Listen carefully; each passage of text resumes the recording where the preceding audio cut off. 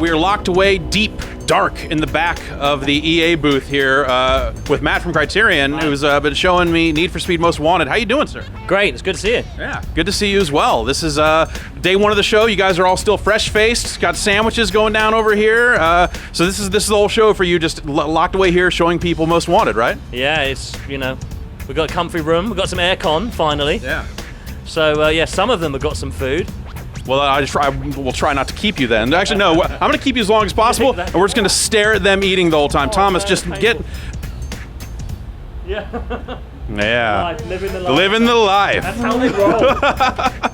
All right, let's talk about Need for Speed Most Wanted. This game seems to be combining what's probably my two favorite non-simulation racing games from this generation. You know, Need for Speed Most Wanted, you know, the open world, the police activity, that sort of stuff. And of course, Burnout Paradise. Like, it seems like that these open world games are fitting together in a really crazy way. Was that the goal from the start with this project? Well, I think that it's us, right? So we made both those games, and you're bound to be influenced. And we've always said that each game is a reflection of who we are at the time. But you know, we know that the game, in Paradise's sense, the game that we shipped was very different from the game that it ended up with, and we learned a huge amount on that journey. And then when it came to Hot Pursuit, we were going for it was about friends, and it was about the asynchronous play. So when it came to this one, it was, well, first of all, we loved the premise of Most Wanted, and then but we can't, you know, we don't make sequels to other people's games, and we thought that in 2012, well, yeah, let's just bring both of those things, everything that we know about those two games, let's bring them both together into a Most Wanted experience. It's probably a weird semantic thing, but I mean, yeah, you said you don't make sequels to other people's games, so it's just called Need for Speed Most Wanted. Yeah. That was a 360 game. You've got two games on the same platform with the same name. Like, at any point, was that a struggle? Were the people up top going like, that's crazy, you can't do that, what's wrong with you? Like, how did that work? I think it's really simple. Remember, Most Wanted was actually PS2 and Xbox One first, and it made its way onto 360. But I think that, you know, 2005, the world's changed. We've come a long way in those 7 years, and it was predominantly a single player experience. Whereas, you know, we're very much more about friends and both, you know, synchronous experience or multiplayer experiences, whether you're online at the same time or not. Right. So no, it's not a leap, and you know, people are smart and they'll get it. You know, it looks quite different. Yeah, it definitely does look a lot different. So you have all the multiplayer stuff, you know, just leaderboards and autolog stuff for days across, you know, billboards and all these different things. Is the single player experience largely built around events that also have that stuff in the backdrop, sort of like Burnout Paradise was? Yeah, somewhat. I mean, there is a progression of sorts inside the single player experience, but you know, and that will be the fire starter for the competition that people are going to have around, you know, the discovery of you know, discoverables that we have, and the things for people to collect, and the competition in race times, and you know, speed through the speed traps and speed cameras. So yeah, there is a loose structure, but again, you know, we spoke about it being an open world experience where the gameplay comes to you. So we just want to put a lot of variety into this open world and loosely guide people through it. Again, using Autolog to help suggest things for you to do in the solo experience. Cool. Let's talk about the multiplayer. You have this concept of meetups that then lead to different events. How does that system work?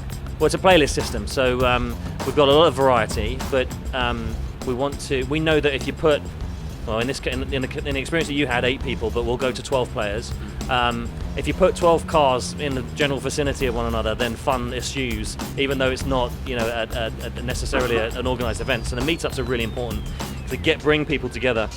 But then the playlist will then say, hey, it might be a team race, or it might be a race, or it might be, what we're showing here is team race, and speed tests. So speed tests are short, you know, 90-second experience of, hey, go off and do that.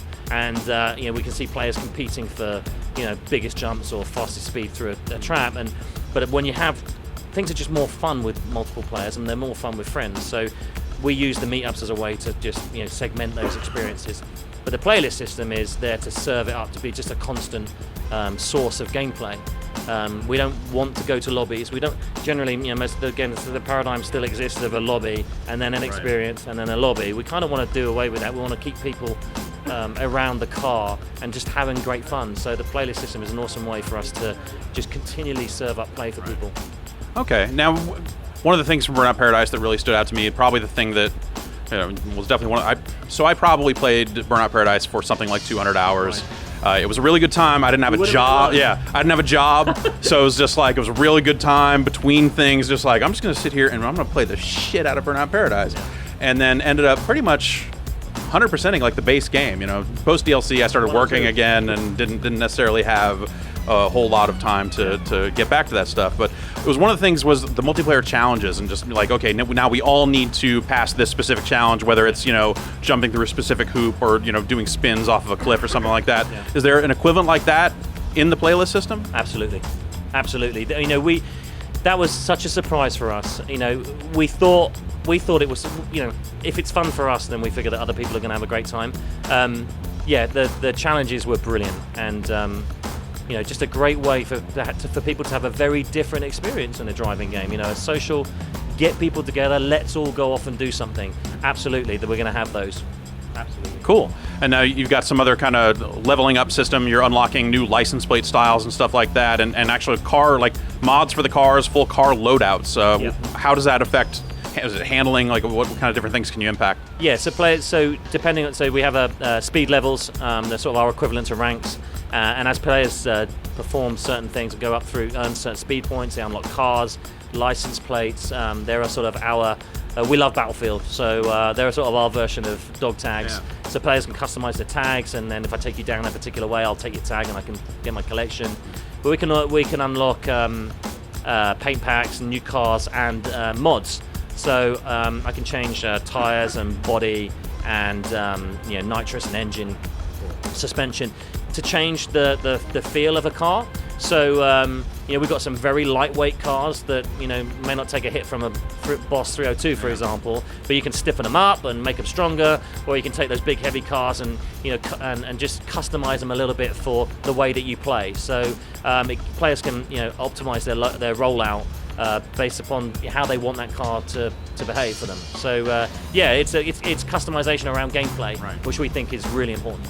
Cool. Obviously, very aggressive DLC for Burnout Paradise. I'm sure you can't get too specific about whatever plans would be there, but airplanes? Wouldn't that be great?